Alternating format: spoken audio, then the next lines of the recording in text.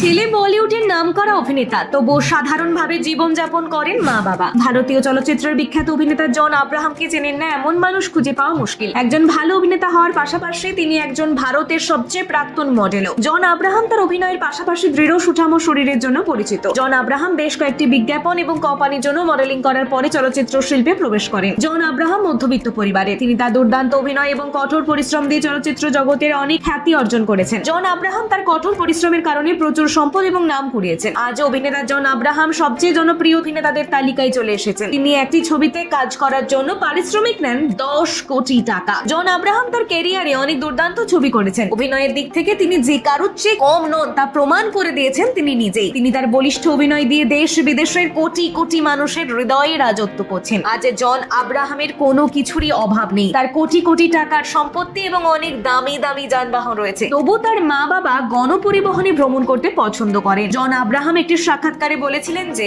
আমার বাবা এখনো গণপরিবহনে ভ্রমণ করতে পছন্দ করেন, আমার মা অটোতে যাতায়াত করেন। জন সুপারস্টার হওয়ার সত্ত্বেও তার বাবা মা সহজ জীবনযাপন করতে পছন্দ করেন। শুধু তাই নয়, জন আব্রাহাম নিজেও সরল জীবনযাপন করেন। বলিউডের হাইফাই পার্টিতে প্রায়ই সাধারণ পোশাকে দেখা গিয়েছে জন আব্রাহামকে। এই অভিনেতাকে কারা কারা পছন্দ করেন অবশ্যই কমেন্টে জানাতে ভুলবেন না।